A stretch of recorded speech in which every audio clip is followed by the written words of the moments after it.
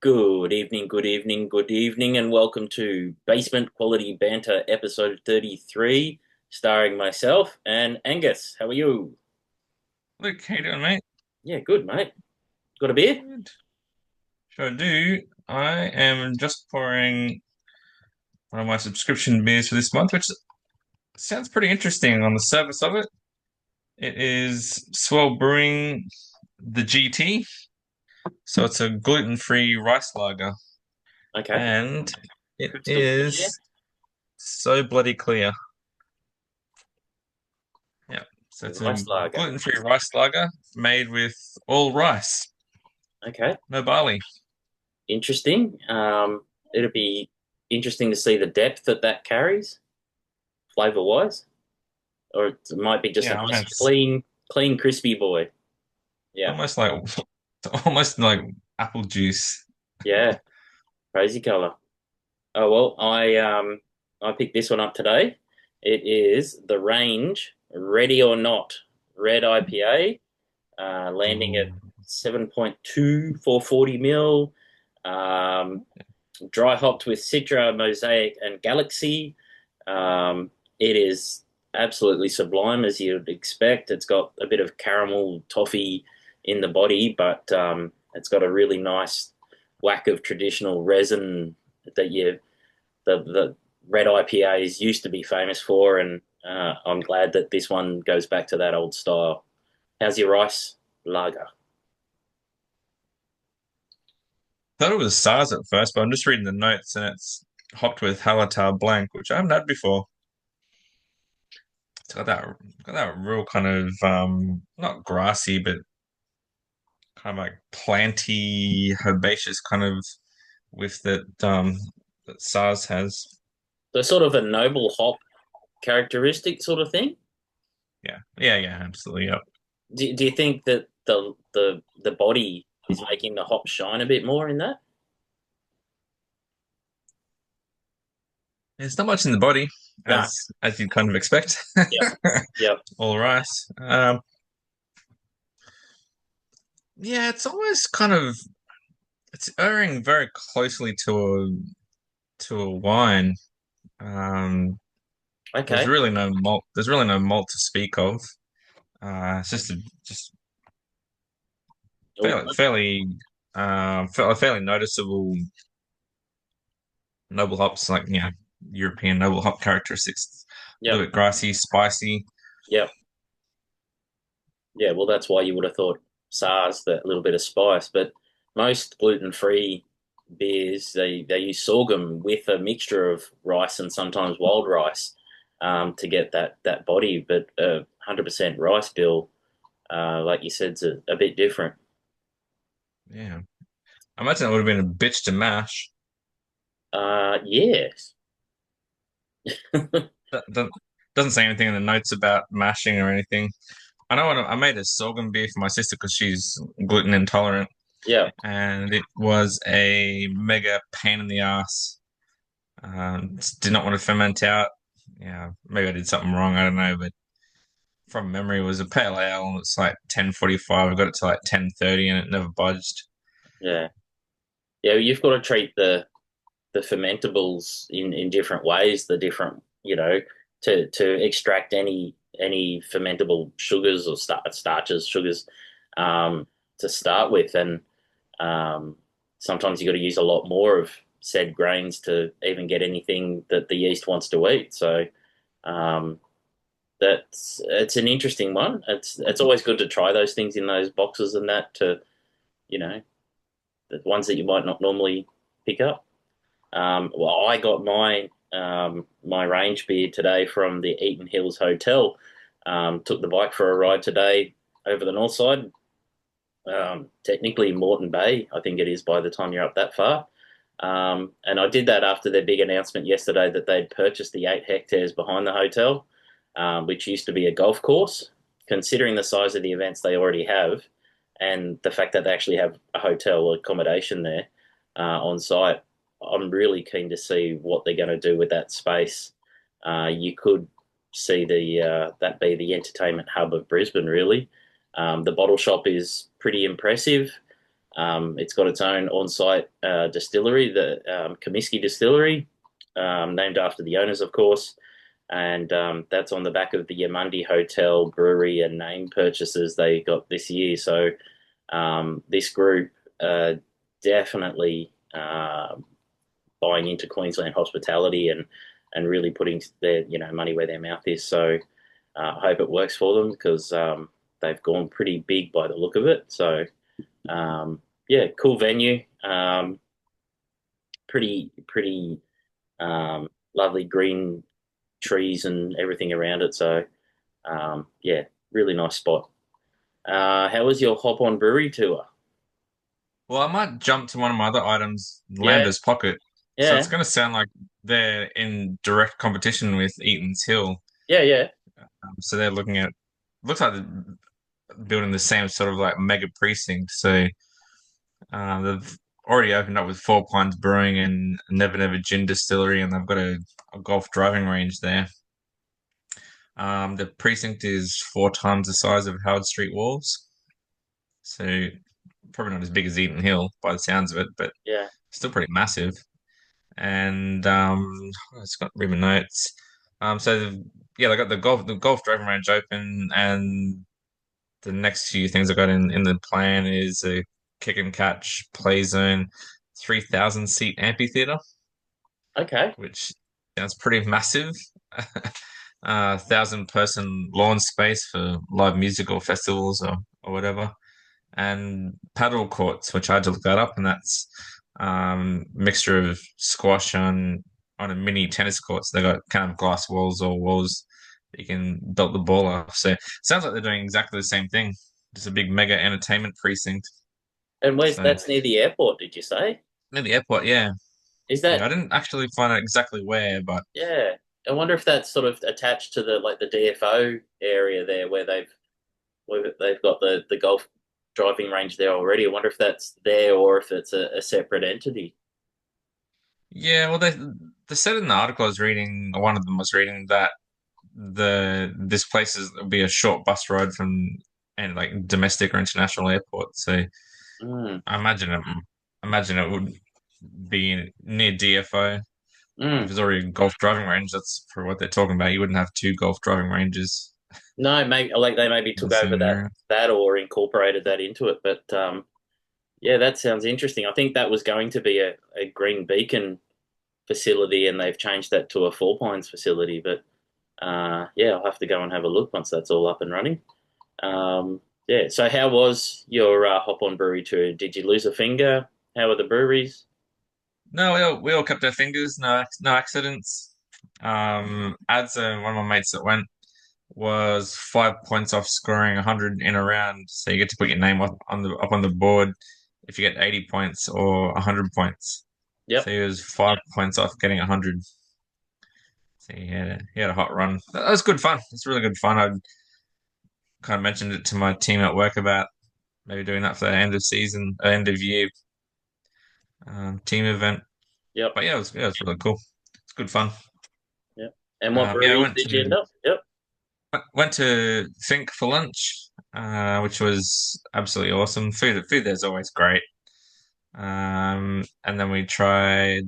Oh, just my memory here. There was a Belgian pale. Um, what was the other one? Like I can't remember what the other one was. But Fabi came through and we had a chat to him. Great dude, Yeah. really enthusiastic, and he took us out the back to have some tank beer. So we had a Schwarzbier out of the tank, Ah, beautiful. which was pretty. That was pretty nice. So, yeah, straight out of the tank, real fresh. That was a bit of a treat. Yep. And Fabi and I were talking, and I kind of got on to talking about Maddock and think I see them as very similar breweries where they've the real niche brewery. They make the Belgians know exactly what they're doing with Belgians, and also do a little bit of kind of mainstream beers as well. Yeah. And I think he appreciated my enthusiasm because he took us to another tank where they had their Golden Strong on ferment, Oh, nice.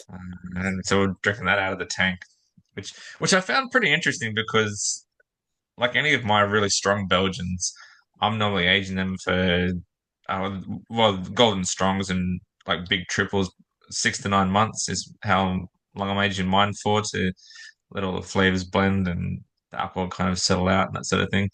But he was just tasting pretty good out of the tank, so I don't know. I must be doing something wrong. Oh, it's probably just the scale and you know equipment as well. He might be using Knowledge. some fancy yeast. Yeah, yeah, Yeah, I don't know. Yeah. So that was the first one. And that was a real treat getting tanks, getting yeah, beers out of the tanks. It was pretty cool. yeah. That's amazing. Yeah, Um, Second brewery was Happy Valley, yep, which is really cool. We caught Shane for about 5 minutes. yep. And funny thing, Adza was mentioning that he's been mates with Shane since they were kids, Ah, and he's never been to his brewery. oh well, that's not a real good mate, then, is it? What sort of mate are you not taking advantage of your other mate who's got a brewery? They should be in there Every day. Yeah, scamming free beers. Jeez. So that was good. It was good to catch up with Shane. He's again really enthusiastic, good guy. Um, what did I have there? I had West Coast. That was pretty bloody good. Another red IPA, and then we were going to go to Archer Brewing for the third and final one, yeah. but Josh kind of talked us into going around the corner to, oh God, I'm in a mental blank. Flat lizard. Flat Lizard, yeah, Yeah, yeah, Flat Lizard. So that's kind of pretty much just around the corner, yeah, and so they had some of their German beers on tap still from Oktoberfest, and again had another West Coast, which I had, and that was a really good West Coast IPA actually. yeah. Nice. But a real old school, real dank and hoppy, punchy. Yeah, it was bloody good. Yeah. Oh, it sounds And like then a great trip. yeah, it was good. And yes, I like there was another guy, Darren, who was there. He's a home brewer, doing freshwater kits. Obviously, I do all green, Yeah, and Adam's just an enthusiastic beer drinker. So so Joss really knows her technical shit. She kind of ran us through, hops and grain and water processes and profiles and everything. And yeah, she really knows this shit. yeah, At the end, I said to her, "Man, all that technical stuff was bang on from what I know. yeah. Like you're absolutely spot on with your kind of chats about water profiles and Trenton Burton and um, the water supplies in Brisbane, that sort of thing. Yeah, it was awesome, good fun. Yeah, sweet. Well, last night I jumped on Joss from Hop On Brew Tours and Steve Hendo Henderson from Rockstar Brewer Academy held a virtual town hall to discuss the opportunity to create a Queensland Independent Beer Association. Over 50 people joined online and 30 odd attended in person at EB by Hiker, Maddock, and Your Mates. There really seems to be a thirst for a collaborative group of industry related people to build some sort of venture to represent Queensland independent beer, including beer tourism, events, education, suppliers, retailers. Lots of hardworking, passionate people trying to replicate something perhaps as strong as the West Australian Brewers Association, WABA, which really leads the country for state-based participation and legislation. Really keen to see how this space develops and works with the IBA and stakeholders to deliver. What I'm picturing in my head is whatever bottle shop you go into, there's a little tag on, Queensland independent beers, on so you know which beers are local to your area, or there's been the IBA symbol on cans for a while. But I just think of like a little shelf talker. I'd love to see that, and I think that'll build momentum for Queensland independent brewers. So it was a really cool, open, honest discussion about whether we should do something, who wants to do it, what should it be called, and I think the idea is a working group will get together and deliver a plan early in the new year of what they've come up with. So it sounds really cool. Yeah, I think certainly I think Queensland's kind of missing that organized structure. Like you mentioned, the IBA, which is a national group, Mm, and certainly kind of looking at all, like trying to find articles and things for the potty. Like I've come across Weber all the time. Like yep. there's always posts, there are always articles coming out. They're always talking about a brewery that's having an event or something. Like just someone else is driving that message Mm, and putting forward I guess like a quality front, or, highly educated, well spoken, putting forward that kind of that front image to politicians and the media and that sort of thing. I think can only be a great thing. yeah. Well, like Lockie said when we had him on the FAF episode, um, the market there is sort of mature um, because they've had it for a bit longer and because they're so isolated. And I think that's what Queensland should try and replicate, definitely. One of the biggest items that was mentioned last night were tap contracts. A lot of consumers are unaware that beers on tap at their local, whether that be club, pub, whatever, are usually dictated by the two Japanese-owned companies. Bars and hotels are often offered long-term contracts to have a percentage of their own beers on tap, and in return, you get the kegs for a discounted rate for that term. Um, this offer this offers decent margins for the business because they're getting the kegs cheaper, but it does little for the customers who like choice and often flavour. This sometimes includes significant expense by those beer companies, which often isn't talked about, but they spend a lot of money upgrading equipment as part of the deal. I know when I was upgrading at an RSL I worked at, Line put in 50 grand to run the cool room and glycol and all the bars setups for 6 bars or something that we did. So there's that bit that is often missed about the investment they put in for the equipment. But then again, uh, as you have to have all line products on those taps as a result of that investment. So there's a bit of anti-competitiveness there. Um, when On breweries, one hand, yeah, on one hand, I can see it makes really good quality control sense to put money into the taps and the glycol lines and the cold rooms because that way your beer's been stored as well as it can, the lines are as good as it can, the yep, taps and the CO2 system, like that's all as good as it yep, as can be, or better than maybe than what a club or bar would put in themselves. hmm, But then, yeah, when they start locking taps and providing kickbacks for only putting on Lion Nathan kegs or whatever it is, that kind of crosses the line a bit, I think. yeah. Well, the pubs used to be owned by the breweries, so you could only get those beers in those pubs, especially in Queensland. But Australia wide, it was, we said it before, there was a Tooth's pub or a Resh's pub, or that's a Tooheys pub, or, that's a Balimba pub. But it's like going to a restaurant and asking for a Coke, and they say, "Is Pepsi okay?" And that's because Pepsi has done a deal with them um, to do their post mix and their bottle, which in turn is distributed by Asahi now anyway, who bought Schweppes, which owns the Pepsi rights in Australia. So that's the soft drinks even owned by one of the big Japanese breweries.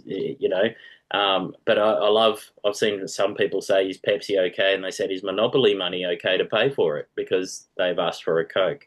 Um, the tough part is smaller producers have a really hard time fighting over what might be the last tap or two. They might have a bank of 6 taps and one of them's available for an independent or um, maybe even another product. We used to have wine on tap at the RSL I was because we went through it so much.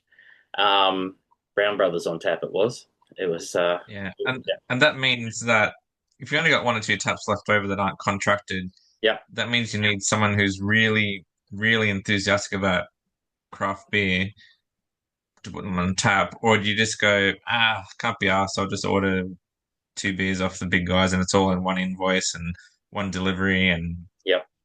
like that's that's another factor into it. So that, yeah, there might be two taps left over, but someone's got to be passionate enough to go off and order a keg from a different brewery and different delivery schedules and Yeah, managing that single keg as well. And yeah. so yeah, that's you're relying on someone who's passionate to open those taps up to craft breweries. And if the reps are good enough to get that tap, they often have to discount themselves to buggery to be competitive against the mainstream. And then you might have two independent brewers fighting over that one tap, discounting themselves to in a race to the bottom that benefits no one because they're producing beer then that while they might get their name out against the big guys on those taps, they're not making any margin from it, and it's just really hurting them. The ACCC have previously looked into tap contracts and said there's no issue. However, I believe there's some new action going ahead right now because there's lots of stories of anti competition or any competitive practices uh, as part of contractors. So like competitor brands being excluded. Like yes, you can have an independent tap, but it can't be Cooper's, or you can have an independent tap, but it can't be this brewery that we don't like, or we sold, or something like that. Um, and then on top of that, consumers like supporting their local ones, but they often can't find them. And you have the groups, so ALH, QVC, AVC, and the big family groups like Laundy and even the Comiskey brothers that we were just mentioning. Um, they often have overarching contracts. So we've got 70 hotels. What deal can you do if we put, 80% of our taps having your products, which just sort of makes it, you know, a block out for anyone small and local who'd want to have a go. The other thing with that is if the government changed the rules and said you couldn't have contracts anymore, um, I don't think the independent breweries would have the capacity to actually fill those taps. I don't think there's anyone big enough to be able to produce enough beer to take over those taps that may be freeing up and available. It'd be a huge boost to a lot of breweries. They'd have to grow and get over that valley of death with their finances to get to a capacity that would make that work, as long as the legislation stayed in place. Um, but it would be a bit of a nightmare if that was sort of like a no more tap contracts, let everyone in. I think again, like I'm not sure how much that would change because if you got someone at an RSL Yep, and they've got 10 taps, yep, and again, yeah, depending which state they're in, it's all of the forexes that are going to be on tap. yep, You're going to put Stone Wood on tap. You're going to put what else? Great Northern on. Like there's kind of five taps gone already, all yep. from one producer, one invoice, one delivery, one keg control that you have to work under. Again, you're going to need someone who's really passionate about craft beer to step outside of that single order purchase kind of environment and go, we'll get three of the taps will organize between three separate breweries, and I've got to order off a keg off them and manage that keg and get the keg back to them. And And or would they just go, and have credit and trading terms with three different companies instead of one. yeah. And you're still craft beer will still be fighting against the economies of scale that the big boys have. Yep. They can make beer way cheaper than craft breweries can, which means that they can sell it lower at a lower cost than craft breweries can, still make money. So Hmm. I think it would help the industry, but I don't think it would be a massive shakeup where all of a sudden you'd go to the Springwood Hotel and there's 10 taps and seven are local craft beers. I No. don't think that's going to happen. And then you've also got to put on what your consumers want too. And 92% of those consumers uh, just want their beer that they get every week. They want their Great Northern or their Forex Gold. So there'd be public education required. There'd be um, craft brewers making mid-strength lagers and then maybe giving them a bit of flavour and maybe a mid-strength ale and you've still got to be able to sell the product. You can't just go in and say these are all the beers you've got and take your pick. So yeah, look, it's a tough one, but and the government's stepped in as well and frozen the excise on kegs for 2 years, which is stupid as well because why kegs tax differently to packaged um, when it costs breweries so much more to package in the costs of printing cans, bottles, labels, the container deposit scheme, which is a farce as we know, wholesale margins if they want to go into other bottle shops. Um, and then if they did also want to keep going with kegs and making the most of it, the ACCC blocked Kegstar buying the Convoy assets and the business. So they're just facing it from absolute, three levels of government, ACCC, small beer producers in Queensland really need uh, help, and probably Australia wide, I'd say as well, because they just seem to be fighting at every stage, whether it be town planning, wastewater. All the breweries in industrial areas is the only place where they can get them going, and then you've got state-run container deposit schemes. You've got state GST. You've got business activity. You've got federal excise, and then the ACCC. To run a brewery these days would be an absolute nightmare, and perhaps why we're seeing so many of them fail. Yeah, there's a whole thing about breweries being an absolute passion project where you'll love beer enough that you'll go through all that red tape and the monthly costs and the struggles and like you really got to be absolutely passionate about producing a beer and getting it in front of people. And I think there was an article that I read, maybe it was Crafty Pint late last year about passion burnout and so whoever it was, they closed their brewery down because they just had enough, Yep, basically. yep. And he said this guy was saying he thinks there's going to be a real groundswell of breweries where people are just hitting that wall that they just poured all their passion into it and they're just tired and fatigued and just done with I think with I the think there's a struggle. I think there's a lot of fatigue in the industry, that's for sure. Yeah, and then you see, on a positive note, someone like 27 South Brewery opening on the 28th of November in Coorparoo, having Gypsy brewed, and they finally now have their own dig. So it might be worth popping in and having a visit there at Coorparoo. Good sort of growth area near the hospital there. They've got all of the student accommodation. There's lots of people moving in. Like they've started putting in high rises around Coorparoo, so it's probably not a bad place to be. So good luck to them. And you had a story, our weekly mountain culture update. Working that. Yeah, that Nearly sounded is. sounded pretty cool. In Yeah. the in the year of mountain culture, CEO DJ McReady was named. I'll read this.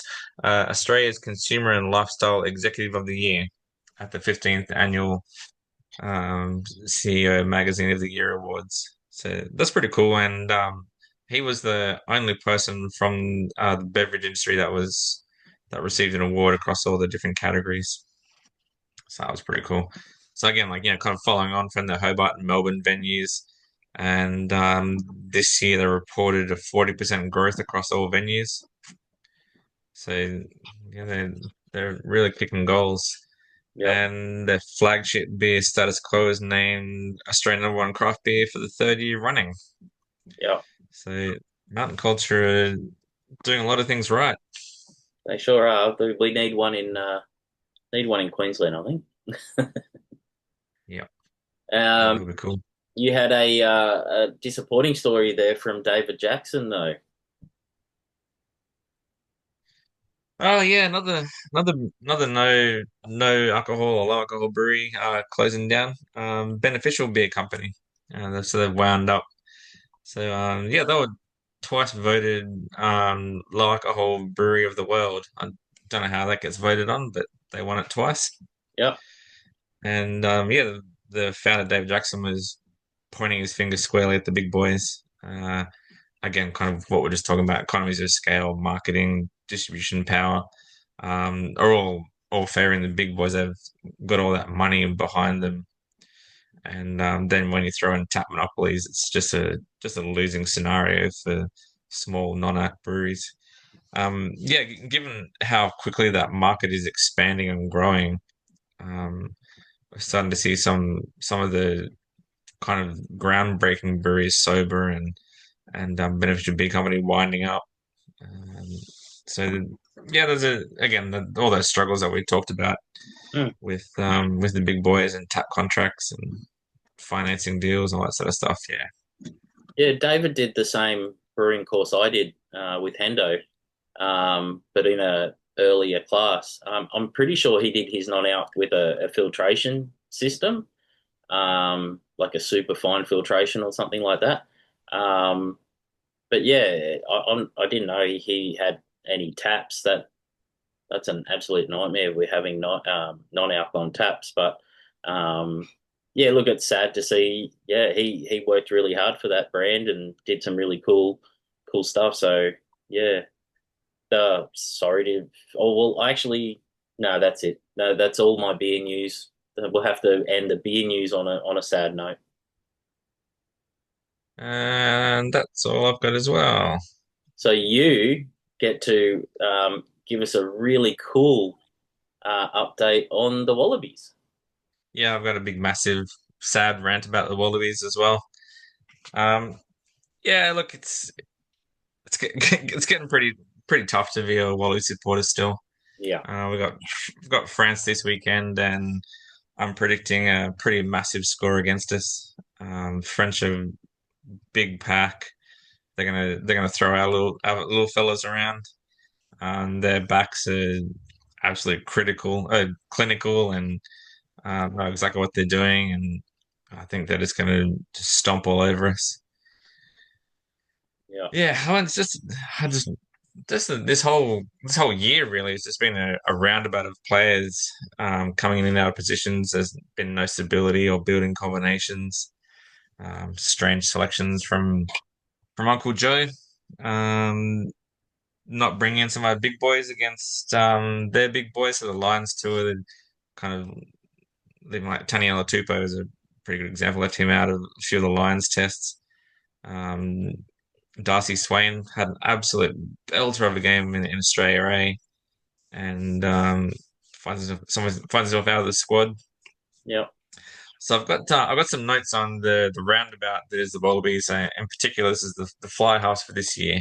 yep, So he started with Noah Lolesio, played the first test, injured in July.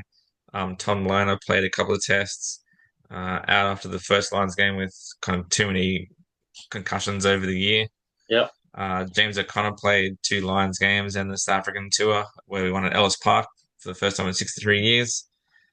Tane Edmond against Argentina. Carter Gordon against Italy. James O'Connor left out of the entire squad after leading the team at Ellis Park and being the South Africans. yep, Um, so then Carter Gordon was named against Italy. James O'Connor left out. He went on holidays and he's left out of the squad, so he's done. Went on holidays to Morocco. Next week he got a call from Joe, can you come back in? So he's flown back from Morocco on holidays to play against Ireland. And a week later he's out of the squad again. I'm like, what, what are they doing? where's the messaging here? I was saying if I was James O'Connor and Uncle Joe gave me a call, I'd tell him to get bent.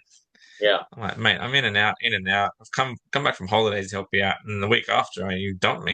Like, yeah, yeah, we got France this weekend, which, like I already said, I have um, zero hope of a win. I don't yep. think be able to beat them, and as always, I just hope they play a game they can be proud of. against the cheese-eating surrender monkeys. Yeah, well, in rugby they're not They're really not. they're not cheese eating. Well, they might be cheese eating, but they're not surrender monkeys. They play a very Six Nations style of game, very tough, physical in the forwards, and then they'll chance their backs when they've got a good solid platform from the forwards. Otherwise, it's just kick it down the field. So Yeah, that's working for them. Yeah, not good. Well, yeah, looking forward to actually watching the F1 on Sunday because it's sort of lines up with our time schedule. I think it's 8 p.m. US time that they're racing in Vegas, not 10 p.m. like last year. So I think we actually get to see a bit of it this year. So that'll be good in yeah, reasonable cool. time. Yeah, yeah. No, it's hard to be a Wallabies supporter, hard to be a West Tigers supporter, which I am. Actually, Rugby 360 came out this week and have offered West Tigers money to stay in the NRL. It's a subtle self jab. Yeah, yeah, yeah, yeah. Yeah, well, apparently there's big money being thrown at Payne Haas and who's the other guy? Pappenhuisen or something. Well, I think Ryan Pappenhausen has gone because he's got a release from the Storm. Haas hasn't jumped out yet. Zach Lomax is gone. So yeah, I think we're going to hear some pretty big announcements, some key players. Yeah, Yeah, one of the rugby guys was saying this is a real good opportunity for Australian rugby to get these guys when they come back into Australia again. If they're copying 10-year bans from rugby league and yep, come back and play for the Wallabies. yep. But I haven't heard of 10 years, but there's certainly been bans being thrown around by the ARU. So I Probably think not they'll as just work both ways, where they'll get our banned rugby players and we'll get their banned league players. And yeah, yeah. Well, considering how good the Wallabies are going at the moment, they might change the rules there. yeah, All right. Well, might be 0 year bans. that's enough of our basement level banter this evening. Thank you everyone for listening slash watching. As always, keep in touch with us on the Facebook page group. And cheers, Angus, to another week, and I'll see you next week. Cheers, Luke. See you, mate. Bye all. Thanks.